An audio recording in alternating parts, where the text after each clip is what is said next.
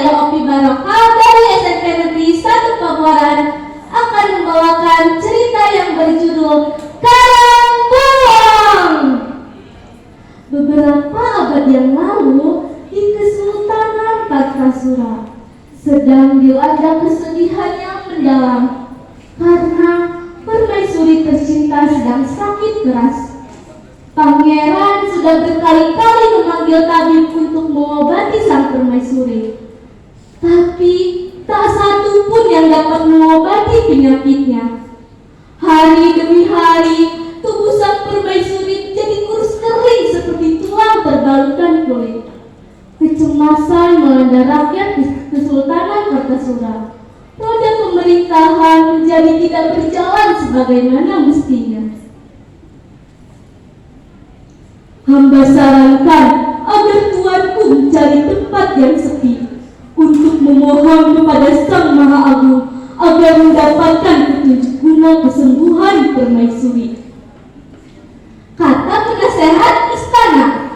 Tidak beberapa lama, Pangeran Kartasura melaksanakan tapanya.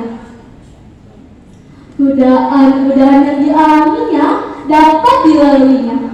Hingga pada suatu malam terdengarlah suara goib. Hentikanlah semedi, ambillah bunga karang di pantai selatan.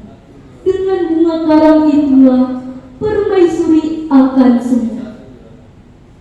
Kemudian Pangeran Kartasura segera pulang ke istana dan menanyakan hal suara goib tersebut pada penasehat istana. Pantai selatan itu sangat luas, namun hamba yakin tempat yang dimaksud suara goib tersebut adalah wilayah Karangbolong. Di sana terdapat banyak buah karang yang di dalamnya tumbuh bunga karang, kata penasehat istana dengan yakin. Keesokannya, Pangeran Kartasura menugaskan Adipati Surti untuk mengambil bunga karang tersebut. Adipati Surti memilih 2 orang pengiring setianya yang bernama Sanglar dan Sanglur. Setelah beberapa hari berjalan, akhirnya mereka tiba di Karangbolong. Di dalamnya terdapat sebuah gua. Adipati Surti segera melakukan tapanya di dalam gua tersebut. Setelah beberapa hari, Adipati Surti mendengar suara seseorang. Hentikanlah semedi, aku akan mengabulkan permintaan, tapi harus kau penuhi dahulu persyaratan. Adipati Surti membuka matanya dan melihat seorang gadis cantik seperti Dewi dari Kayangan di hadapannya. Sang gadis cantik tersebut bernama Suryawati. Ia adalah laki-laki hidung yang menguasai laut selatan. Saat yang diajukan Suryawati, Adipati Surti harus bersedia menetap di pantai selatan bersama Suryawati. Setelah lama berpikir, Adipati Surti menyanggupi syarat Suryawati. Tak lama setelah itu, Suryawati mengulurkan tangannya, mengajak Adipati Surti untuk menunjukkan dekat bunga karang. Ketika menerima uluran tangan Suryawati, Adipati Surti merasa raga halusnya saja yang terbang mengikuti Suryawati, sedangkan raga kasarnya tetap pada posisinya bersemedi. Itulah bunga karang yang dapat menyembuhkan permaisuri, kata Suryawati seraya menunjuk pada sarang burung walet. Jika diolah akan menjadi ramuan yang luar biasa khasiatnya. Adipati Surti segera mengambil sarang burung walet cukup banyak. Setelah itu, ia kembali ke tempat bersemedi. Raga halusnya kembali masuk ke raga kasarnya. Setelah mendapatkan bunga karang, Adipati Surti mengajak kedua pengiringnya untuk kembali ke Kartasura.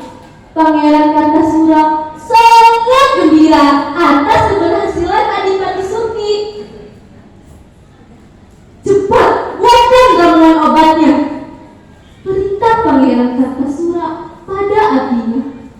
Ternyata setelah beberapa hari meminum ramuan sarang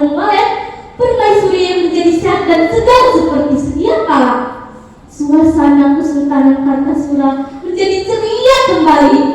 Di tengah kegembiraan tersebut, Adipati Surti teringat janjinya. Ia tidak mau mengingkari janji. Ia pun mohon diri pada Pangeran Kartasura dengan alasan untuk menjaga dan mendiami karang-karang yang di dalamnya banyak sarang burung walet. Kepergian Adipati Surti diiringi isak tangis para abdi negara, karena Adipati Surti adalah seorang yang baik dan rendah hati. Adipati Surti mengajak kedua pengiring setianya untuk pergi bersamanya. Setelah berpikir beberapa saat, Sanggar dan Sanglur memutuskan untuk pergi bersama Adipati Surti. Setibanya di Karangbolong, mereka membuat rumah sederhana. Setelah selesai, Adipati Surti bersemedi. Tak lama setelah itu, ia memisahkan raga halusnya dari raga kasarnya. Aku kembali untuk memenuhi janjiku, kata Adipati Surti setelah melihat Suryawati berada di hadapannya.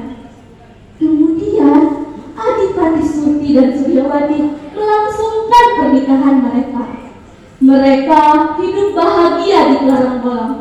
Di sana mereka mendapatkan penghasilan yang tinggi dari hasil sarang burung walet yang semakin hari semakin banyak dicari orang.